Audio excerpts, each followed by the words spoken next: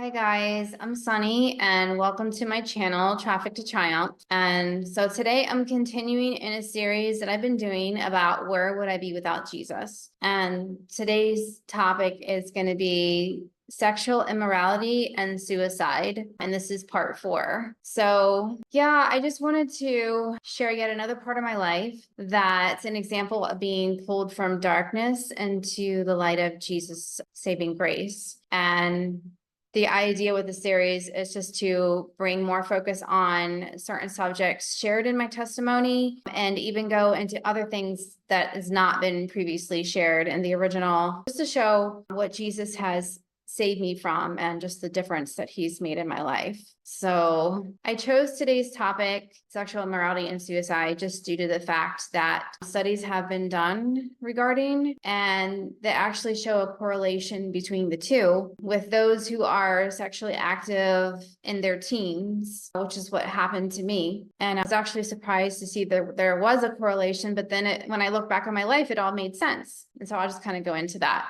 So to those who are new to my channel, welcome. And I'm just gonna fill you in, and it's just gonna lead into everything anyway. So I grew up in a way, by today's standards, today's definition, I mean, it would be considered as being trafficked, as I was abducted by age 11 by somebody who was not legally allowed to raise me due to his previous crimes committed. And he had an obsession with young children, even as young as infants. And, he had magazines under his bed regarding and stuff like that. And then just one thing led to the next, to where, he was wanting to carry out things, which is where usually it leads with sin. And ultimately, he proceeded in his efforts to make that a reality. And, in one way or another, his intention was for me to bear children for him, just to satisfy his lustful desires. Being both of his ex-wives were not down with having a ton of kids with him.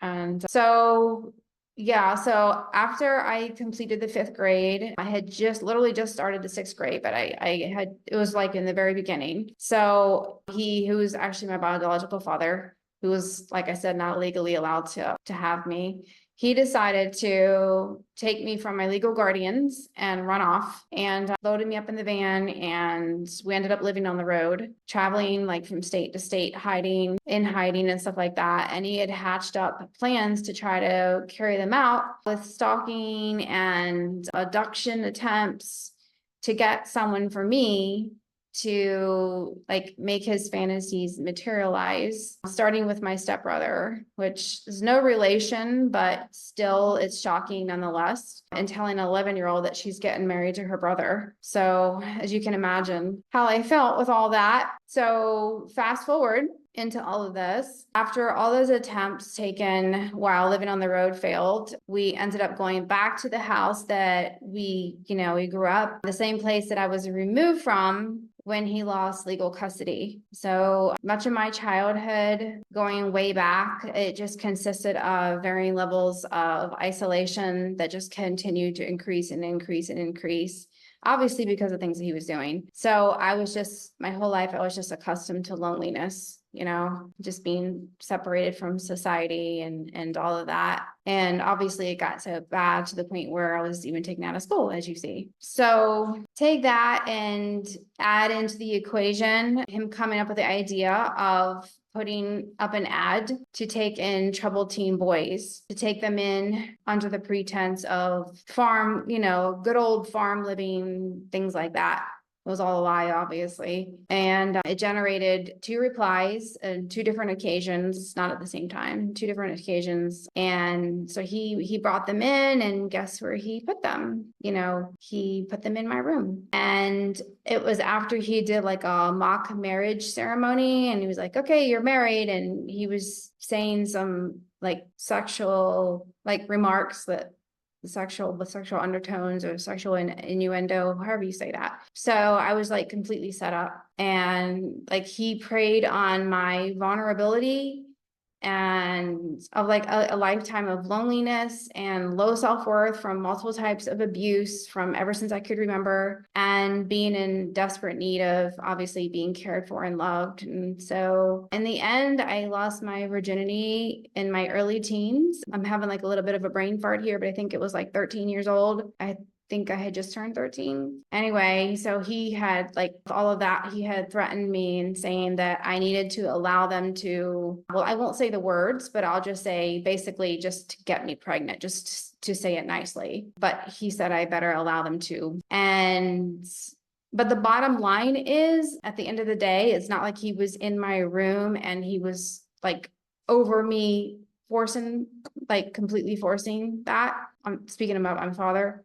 And so, but the bottom line is, like, I'm repeating myself here, that I ended up allowing it to happen. Like I should have fought with everything in me not to allow that guy to get near me. And so all of that happened and it was horrible. And that opened the door to so much misery and pain in my life that just kind of spanned through decades, just being trapped in despair and one thing leading to the next and just living let's just leave it there for now. So that's where it all started for me, looking back on my life, trying to identify things. And so anyhow, when I did not get pregnant from all of that, he brought the other guy in and rinse and repeat, and literally rinse and repeat. Okay, you guys are married and all this nonsense. And so later on, when he returned that last guy to his family, by that time I had had enough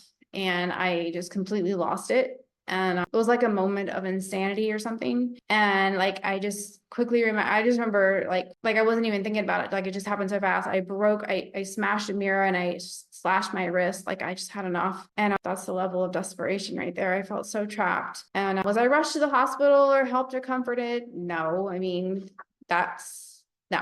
As usual, he was cold and he was even angry about it. He was even angry at me for doing that.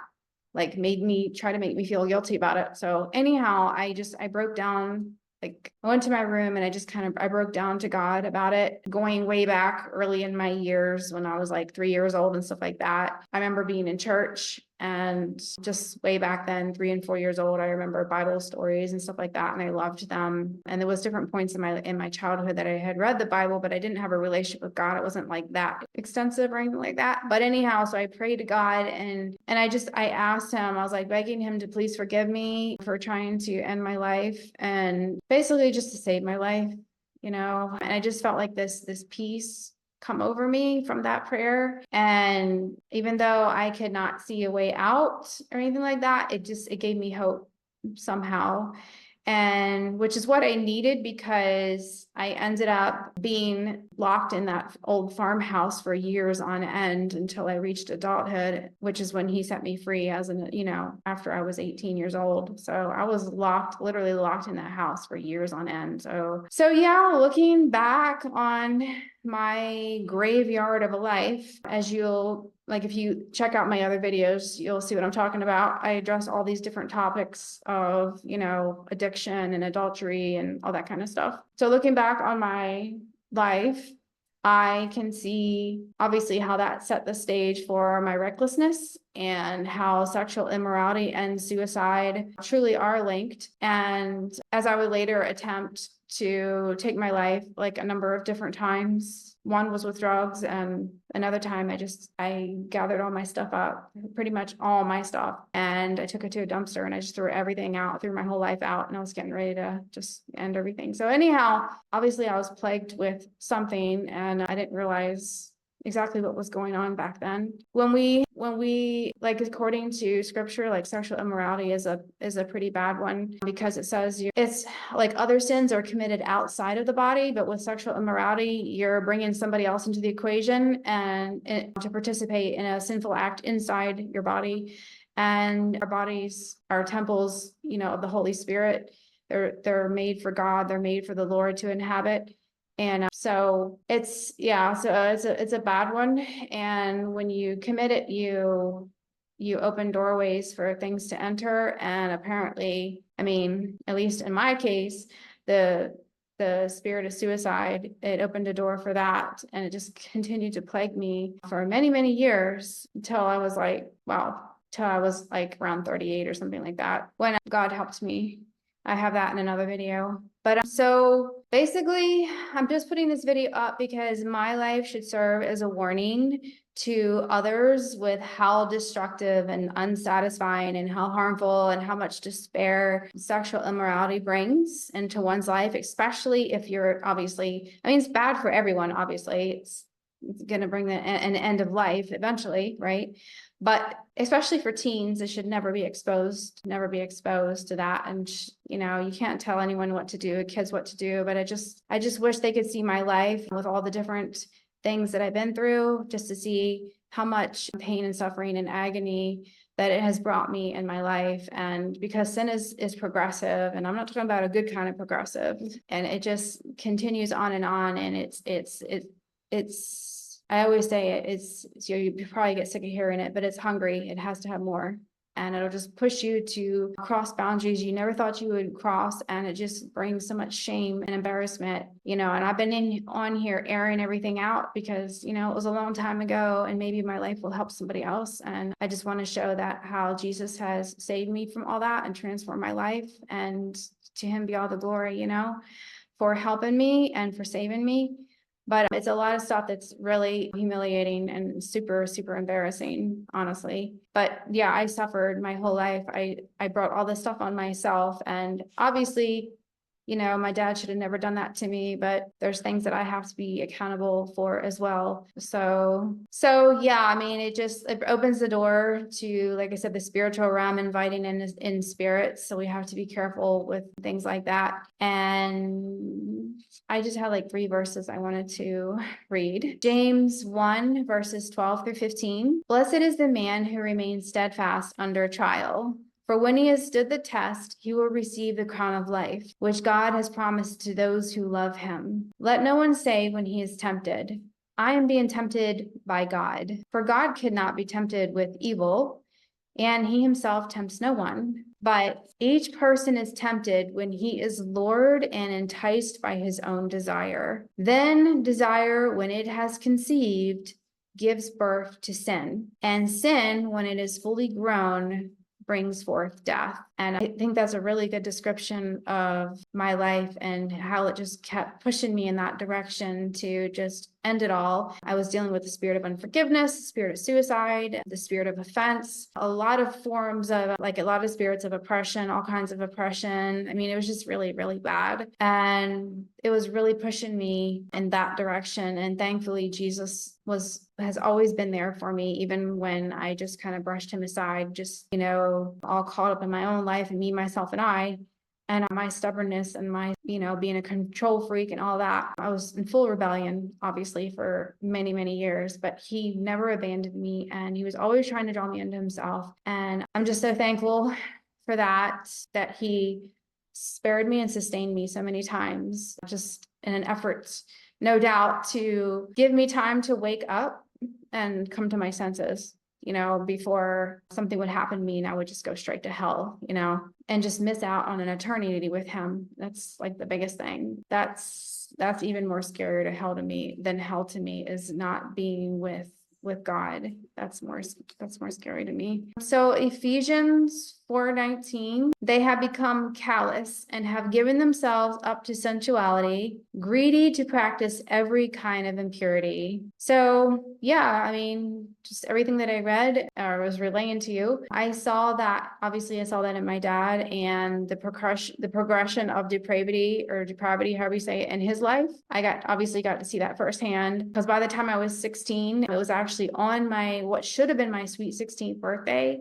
He actually approached me with like a disgusting proposal, and he was saying that we should get married, and he was saying all kind of really gross things to me. And I was just like, but you're my dad, you know? And I just thank God that literally, that he held his hand back from following through with what he intended to do with me. And because when I said that, instead of hitting me or whatever he would normally do, he literally just got up and walked away, and he didn't follow through with that. I'm just so thankful to God for that, because, yeah, I've been abused ever since I can remember. It's like since the age of 4, but not like that, you know what I mean? So, and of course, obviously, if you've seen any of my testimony clips that I put up or whatever, you'll see obviously that applies to my life as well. The progression to low levels of depravity, like it would have been the end of me if God had not gotten a hold of me.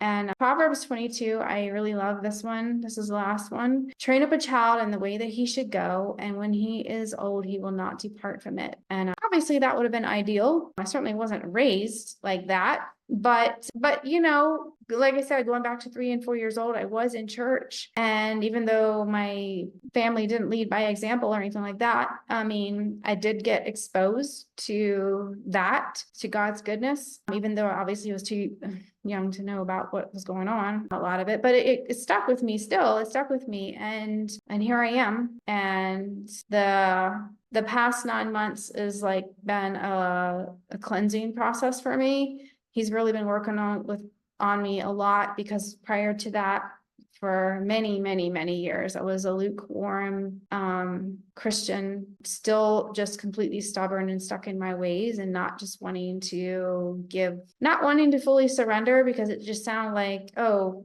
I'm giving over control, which I guess in a lot of ways it is, but he's such a good God, like, but just, it felt like I don't want to give anyone that level of control. So I was holding on, which is a very dangerous game to play, honestly, in this life, because we're never guaranteed tomorrow. But anyway, so yeah, then the past 9 months is when I actively really started pursuing him. And it says, if you draw near to God, then he draws near to you. And if you seek him with all your heart, he will be found. And that's what happened. And so like I said, it's been a major cleansing process, peeling back the layers, and just already there's been like a lot of changes and a big difference in my life. I'm completely different from the person that I used to be way back then. I mean, my goodness, you wouldn't even know me from back then. But so I don't know. I just wanted to kind of just emphasize the point that I'm just really thankful for what God has done for me in my life, and how he has been working with me and on me, and been so patient with me, and loving and kind and gracious, and how he's been leading and guiding me and just directing my path. And I just hope that maybe this video will, I don't know, help somebody else somehow, if they kind of been through what I've been through, and they're at their end the way that I was at my end so many times in my life. So I'm hoping that even if it just reaches one person, it's worth humiliating myself. It's worth it, the embarrassment, honestly. And if you look at my other videos, you'll see what I'm talking about. But anyways, so my intention is to keep putting these videos up and just kind of focusing on certain topics that, obviously applied to my life, things I've been through, and how God has been there for me, and how no matter what, he's never given up, and he met me where I was at, and he's been cleaning me up and loving on me. And it's definitely been a life-changing experience this past 9 months. And hey, 9 months is how long it takes to create a human being, right? So I don't know. That was a weird thing that popped in my head. But anyhow, so I guess I'll be back. I'll be back soon next time with the next topic, guys. Thanks for tuning in. Take care.